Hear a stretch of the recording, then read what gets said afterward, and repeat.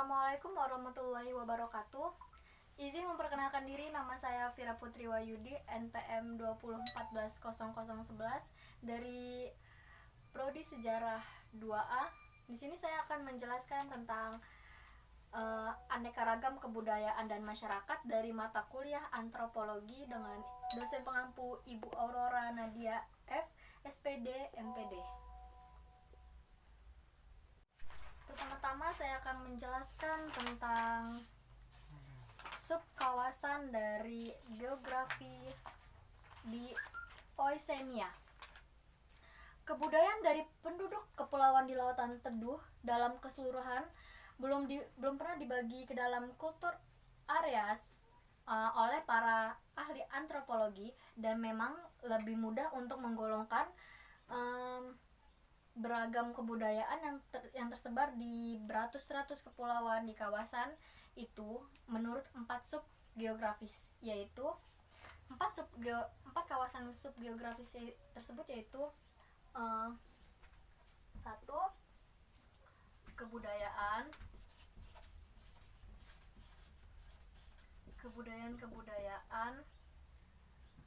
penduduk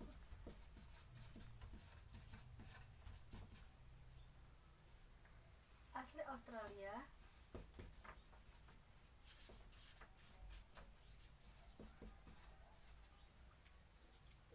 Yang kedua, kebudayaan penduduk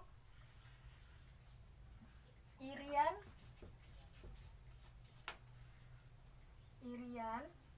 dan Melanesia. Yang ketiga, kebudayaan penduduk dari Mikronesia.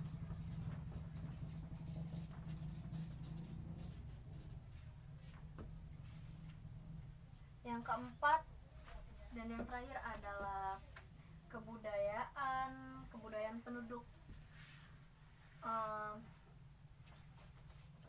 Polinesia.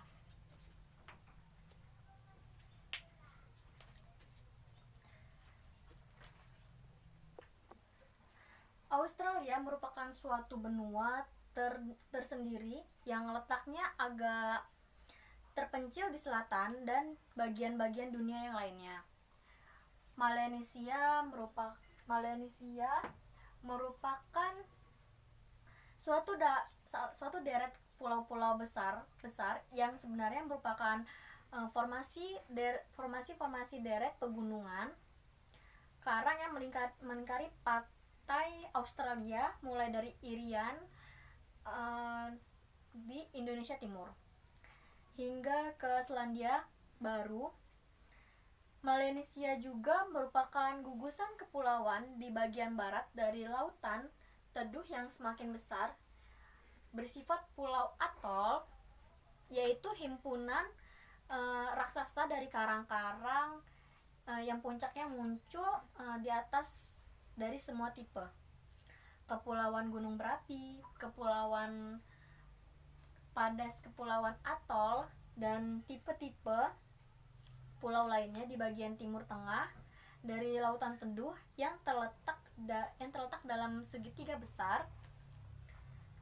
Terjadi bila kita hubungkan dengan garis-garis lurus Selandia Baru dengan kepulauan Paskah dan juga kepulauan Hawaii. Walaupun pembagian itu merupakan suatu pembagian yang terutama berdasarkan ciri-ciri geografi, namun tampak juga perbedaan secara umum mengenai ciri-ciri antropologi fisik, bahasa, sistem kemasyarakatan, dan kebudayaan dari penduduk yang mendiami masing-masing 4 dari subkawasan Oceania itu. Materi yang kedua yaitu daerah kebudayaan di Afrika. Ragam kebudayaan suku bangsa penduduk Afrika, kecuali Madagaskar, untuk pertama kali diklasifikasi ke dalam 11 daerah kebudayaan oleh antropologi bangsa Amerika yang bernama MG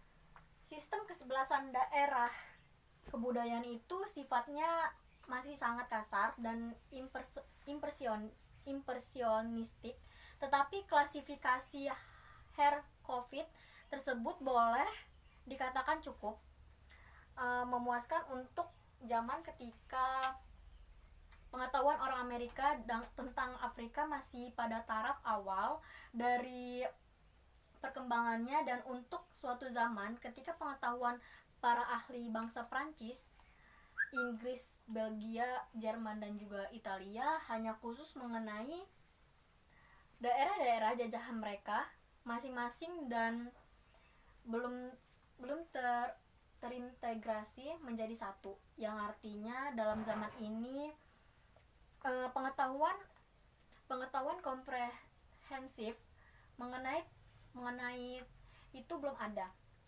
Pada tahun 1955 telah terbit hasil klasifikasi dari bahasa-bahasa di Afrika ke dalam rumpun-rumpun dan keluarga-keluarga bahasa oleh para ahli linguistik bangsa Amerika, antara lain J.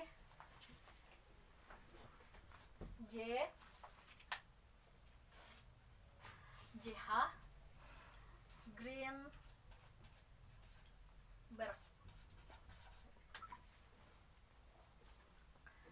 Berbeda dengan 29 di Indonesia, klasifikasi bahasa-bahasa di Afrika tidak dapat dipakai untuk satu klasifikasi kebudayaan. Dalam bukunya tentang Afrika, ahli antropologi yang bernama G.P.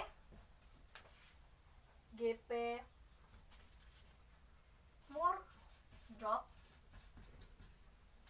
telah menyusun suatu sistem daerah-daerah kebudayaan Afrika. Dalam hal itu benua Afrika dibagi menjadi 38 cultures areas. Materi ketiga yaitu daerah kebudayaan di Asia. Menurut ilmuwan yang bernama Al Kroeber, membagi benua Asia ke dalam daerah-daerah kebudayaan, pembagian itu sebenarnya masih bersifat kasar sekali dan lebih berdasarkan common sense daripada analisis dan perbandingan unsur-unsur kebudayaan secara mendalam dan meluas. Pada hakikatnya, suatu benua besar seperti Asia terlampau besar dalam perbedaan sifat-sifatnya untuk dapat dibagi ke dalam daerah kebudayaan.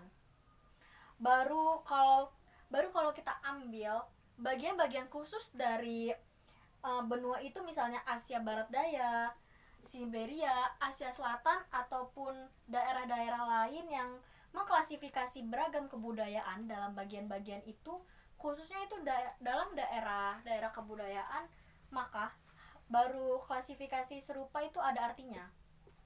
Dalam bab ini penulis membagi kawasan Asia menurut pembagian ahli Al Kroeber dengan beberapa perubahan ke dalam 7 bagian peta bagian 6, yaitu yang pertama daerah kebudayaan Asia Tenggara. Yang pertama adalah daerah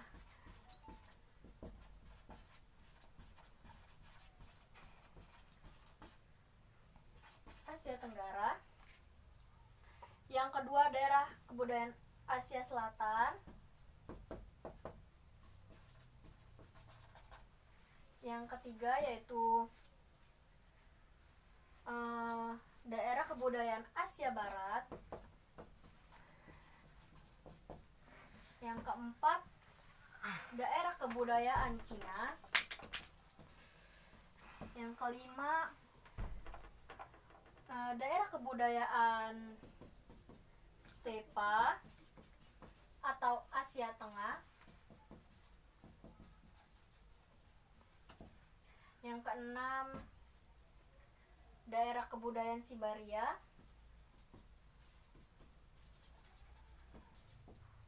Dan yang ketujuh, daerah kebudayaan Asia Timur Laut. Yap. Materi yang keempat yaitu suku bangsa yang ada di Indonesia. Ada lebih dari 300 kelompok etnik atau suku bangsa Indonesia, atau tepatnya 1340 suku bangsa menurut sensus dari BPS tahun 2010. Suku Jawa adalah kelompok suku terbesar di Indonesia dengan jumlah mencapai 41% dari total populasi. Orang Jawa kebanyakan berkumpul di Pulau Jawa, akan tetapi jutaan jiwa telah bertransmigrasi dan tersebar ke berbagai pulau di Nusantara. Bahkan bermigrasi ke luar negeri seperti ke Malaysia dan Suriname. Suku Sunda, suku Batak, dan suku Madura adalah kelompok terbesar berikutnya di negara Indonesia ini. Banyak suku-suku terpencil, terutama di Kalimantan dan Papua, memiliki populasi kecil yang hanya beranggotakan ratusan orang saja. Sebagian besar dari bahasa daerah masuk dalam golongan rumpun bahasa Austronesia.